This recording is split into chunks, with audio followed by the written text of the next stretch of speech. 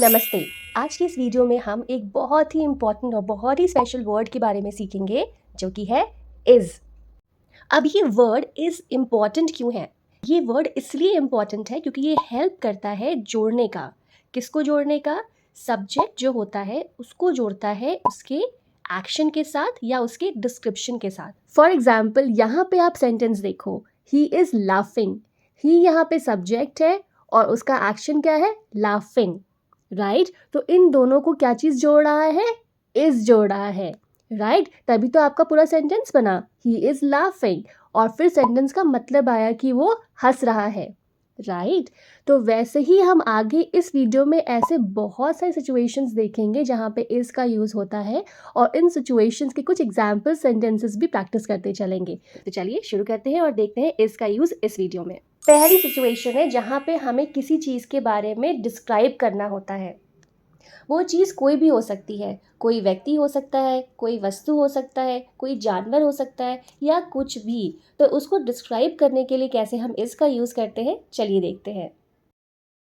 अगर मान लीजिए आपको ये बताना हो कि ये लकड़ी की टेबल बहुत मजबूत है, तो फिर उसकी इंग्लिश हो जाएगी, आप बोलोगे this wooden table is very sturdy.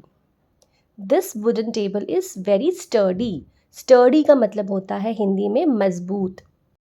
तो यहाँ पे हम इज़ लगा रहे हैं ये बताने के लिए कि जो टेबल है वो कैसी है, मजबूत है। राइट वैसे ही अगर आपको ये बोलना हो कि बोतल पूरी भरी हुई है, फिर उसकी इंग्लिश हो जाएगी, आप बोलोगे the bottle is completely full. The bottle is completely full. बोतल पूरी भरी हुई है। The bottle is completely full. Right next, अगर आपको किसी लड़की के बारे में ये डिस्क्राइब करना है वो पहेली सुलझाने में बहुत अच्छी है, फिर उसकी इंग्लिश हो जाएगी she is good at solving puzzles.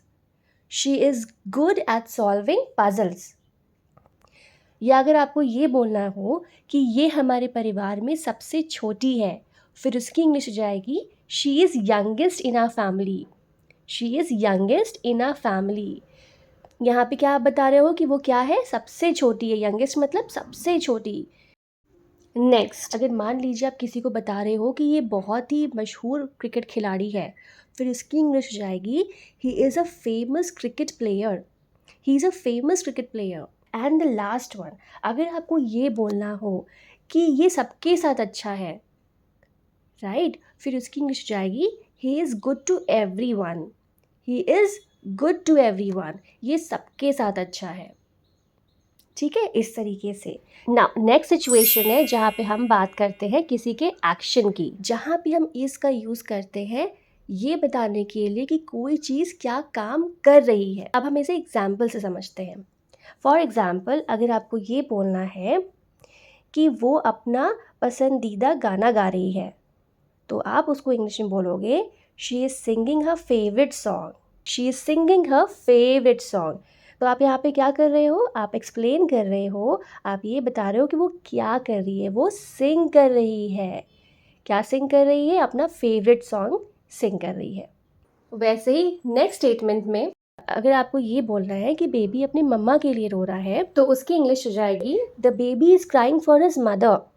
The baby is crying for his mother. Baby क्या कर रहा है? क्राई कर रहा है। किसके लिए क्राई कर रहा है? अपनी मम्मा के लिए क्राई कर रहा है। The baby is crying for his mother. ठीक है। नाउ नेक्स्ट, अगर मान लीजिए आपको ये बोलना है कि वो एक घर का चित्र बना रही है। वो क्या कर रही है? चित्र बना रही है। किसका? घर का। राइट तो फिर उसकी इंग्लिश हो जाएगी she is drawing a picture of a house.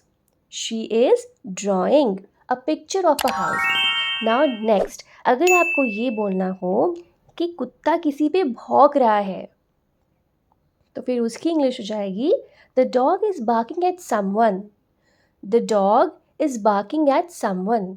कुत्ता किसी पे भौंक रहा है। The dog is barking at someone.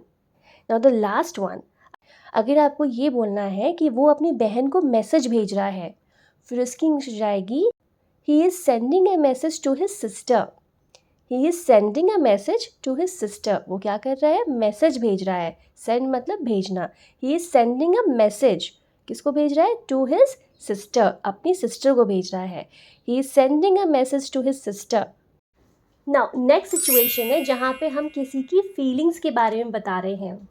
अगर हम किसी की भावनाओं का जिक्र कर रहे हैं, किसी की फीलिंग्स के बारे में बताना है, तब भी हम इज़ का यूज़ करते हैं. कैसे करते हैं, चलिए देखते हैं. फॉर एग्ज़ाम्पल, अगर आपको ये बोलना हो कि वो अपने बर्थडे को लेके बहुत ज़्यादा उत्सुक है, फिर उसकी इंग्लिश हो जाएगी he is very excited about his birthday. He is very excited about his birthday. Right, वो क्या है, एक्साइटेड है. एक्साइटमेंट एक फीलिंग होती है, राइट. कोई बहुत ज़्यादा खुश होता है तो एक फीलिंग हो गई, राइट. तो उस चीज़ को हम कैसे बता रहे हैं, इज़ लगा करके, कि he is very excited about his birthday. Right.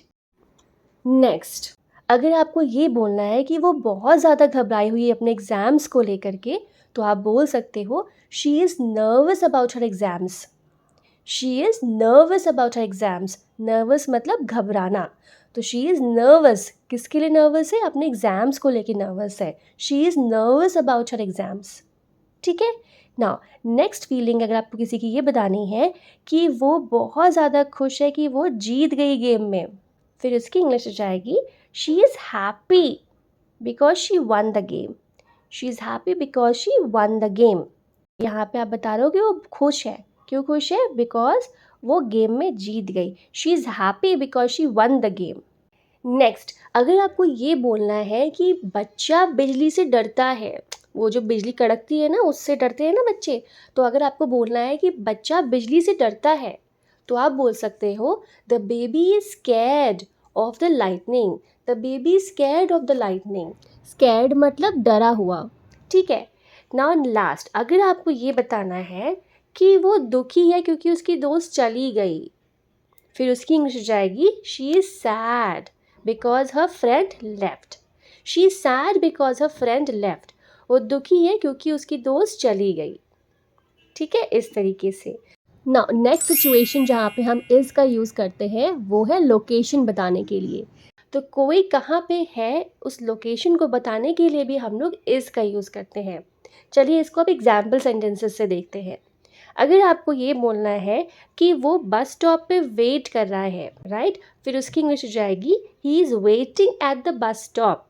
He is waiting at the bus stop. कहाँ वेट कर रहा है, at the bus stop. Location क्या है उसकी, बस स्टॉप है. राइट. नेक्स्ट, अगर आपको ये बोलना है कि वो दरवाजे पे खड़ा है, राइट, फिर उस टाइम पे आप इंग्लिश में बोलोगे he is standing by the door. He is standing by the door. ठीक है. नेक्स्ट, अगर ये बोलना है आपको कि बिल्ली कुर्सी के नीचे सो रही है, तो यहाँ पे आप लोकेशन बता रहे हो, राइट, कि बिल्ली कहाँ है, चेयर के नीचे है. तो आप बोल रहे हो the cat is sleeping under the chair. The cat is sleeping under the chair. Right. Now last, अगर आपको ये बोलना है कि बॉल छत पे फंस गई है. बॉल कहाँ पे फंस गई है, छत पे फंस गई है, फिर उसकी इंग्लिश होगी the ball is stuck on the roof. The ball is stuck on the roof.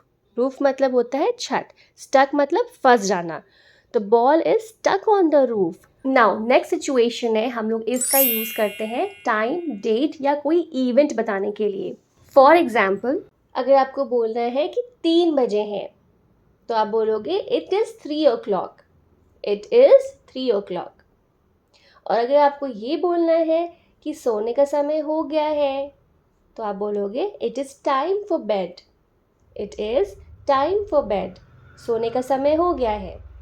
Next, अगर आपको ये बोलना है, ये बताना है कि आज शनिवार है, फिर उसकी भी इंग्लिश हो जाएगी today is Saturday. Today is Saturday.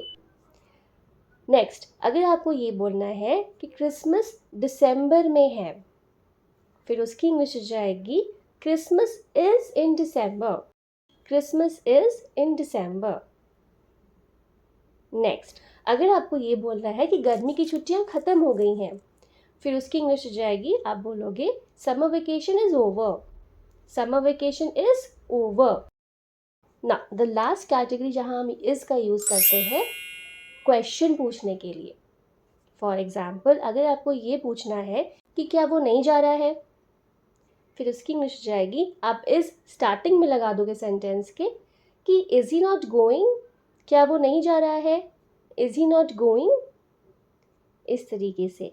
वैसे ही अगर आपको ये बोलना है कि क्या वो नहीं आ रही है, फिर उसकी इंग्लिश हो जाएगी is she not coming, is she not coming, क्या वो नहीं आ रही है, is she not coming. Next अगर आपको ये पूछना है कि क्या लेट हो गई है, फिर उसकी इंग्लिश हो जाएगी, आप पूछोगे is it let, is it let, क्या देर हो गई है, इज़ इट लेट। या अगर आपको ये पूछना है कि क्या ये बहुत ज़्यादा है, फिर उसकी इंग्लिश हो जाएगी is it too much, is it too much, क्या ये बहुत ज़्यादा है, इज़ इट टू मच, इस तरीके से।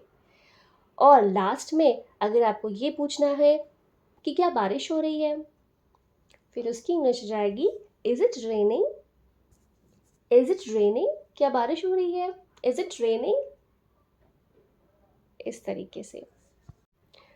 ग्रेट, तो इसी के साथ ये वीडियो यहाँ पे कंप्लीट होती है। आई होप आपको अच्छी लगी होगी। तो आज इस वीडियो में हमने देखा कि इसका यूज़ हम लोग कहाँ कहाँ करते हैं, कौन कौन से सिचुएशन में करते हैं। पहली सिचुएशन जहाँ पे हम लोगों को किसी ऑब्जेक्ट, पर्सन या एनिमल के बारे में डिस्क्राइब करना होता है। नेक्स्ट जहाँ पे हम लोगों को किसी एक्शन को डिस्क्राइब करना होता है।